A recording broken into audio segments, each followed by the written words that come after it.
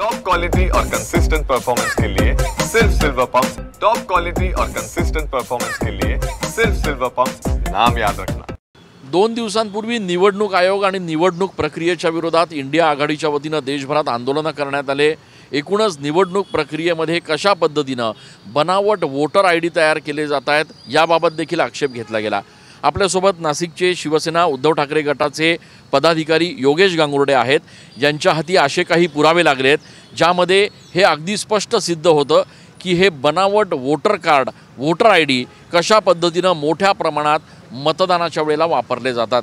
अनेक मतदान कार्ड किंवा वोटर कार्ड असे आहेत की एकाच नावाचे 3 वोटर कार्ड आहेत।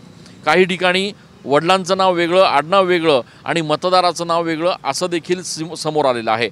काही कार्डवर महिलांचं नाव आहे, फोटो मात्र पुरुषांचा आहे।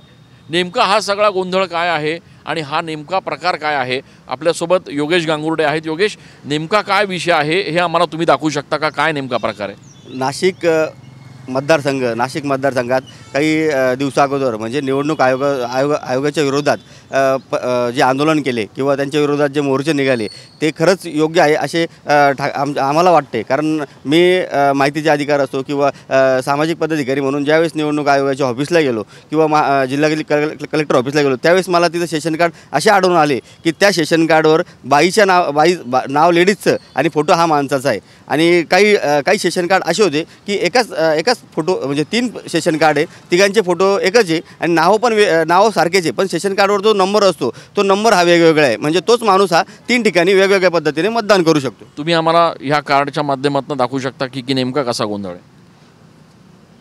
आता वाजपेयी म्हणून एक नावाचे इसम आहे, यांचा सेशन कार्ड आहे। हे सेशन कार्ड हे ऑलरेडी यांचे 3 सेशन कार्ड बनवले गेलेले आणि 3 सेशन कार्डवर हे वेगवेगळे जो नंबर असतो आपला सेशन कार्डचा जो नंबर असतो हा तिघे सेशन कार्ड नंबर हा वेगवेगळा आहे। म्हणजे हाच माणूस मतदान हा 3 वेळेस मतदान हा करू शकतो। तसंच एका लेडीजचं नाव मीना किसन कळमकर म्हणून आहे आणि त्याच्याऐवजी माणसाचा फोटो हा त्यांनी लावलेला आहे। आणि दुसरं असं की एक योगेश काळुंगे म्हणून एक इसम आहे, त्यांचा फोटो सेशन कार्डवर इथे वेगळा, इथं सारखाच फोटो आहे सेशन कार्डवर, पण नावं हे वेगवेगळे आणि सेशन कार्ड नंबर पण वेगवेगळे। आता याच्यावर शेवटून निवडणूक आयोगावर प्रश्नचिन्ह पडण्यासारखेच आहे। आणि याचं आडनाव वेगळं, नाव वेगळं आणि हा माणूसही वेगळा आहे।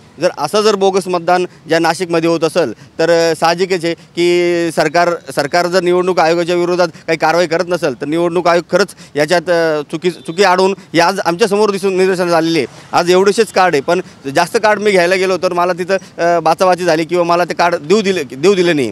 जर मी ह्याच संदर्भात आमचे शिवसेना ठाकरे गटाचे वरिष्ठ जिल्हाप्रमुख डी जी सुरेंशी असो, दत्ताजी गायकवाड असो, यांना याबाबत मी कल्पना देणार आहे आणि उद्धव साहेबांना आणि संजय राऊत साहेब यांना हे जे पुरावे आहे हे पुरावे मी त्यांच्यापर्यंत सादर करणार आहे, जेणेकरून भविष्यात निवडणूक आयोगावर काहीतरी वरचा असा काहीतरी पडल आणि भविष्यात ज्या निवडणुका ज्या प्रक्रिया थांबलेल्या आहेत किंवा माझं तर असं एक वैयक्तिक मत आहे की ज्यांनी ज्या मतदार सेशन कार्ड काढले किंवा मतदार कार्ड काढलेले ते आता सगळे बरखास्त करून नवीन मतदार याद्या या तयार करण्यात याव्या अशी मी तुमच्यातर्फे मागणी करतो। ठीक आहे, आपण बघतोय की या ठिकाणी योगेश गांगुर्डे यांनी ज्या पद्धतीनं हे सगळे बनावट वोटर आयडी ज्याला आपण म्हणू शकतो ते या ठिकाणी समोर आणलेले आहेत।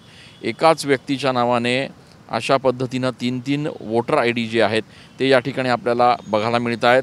या ठिकाणी हे 2 व्यक्ती फोटो जरी एक असला तरी त्यांचे नावं या ठिकाणी वेगळे आहेत, त्यांचे नंबर वेगळे आहेत, त्यामुळे हा एकच व्यक्ती 2 ठिकाणी मतदान करू शकतो। या ठिकाणी या वोटर आयडीवर महिलेचं नाव आहे मीना कळमकर, अशा पद्धतीचं नाव, प्रत्यक्षात फोटो मात्र एका पुरुषाचा आहे।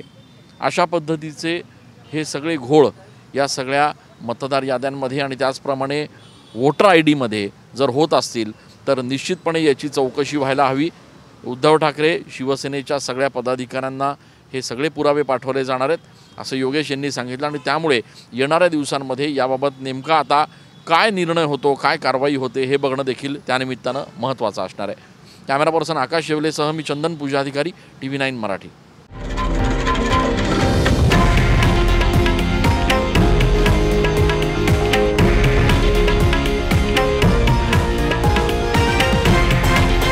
हे आहे देशातील नंबर 1 न्यूज नेटवर्क आणि आपण पाहत आहात TV9 मराठी, एकमेव.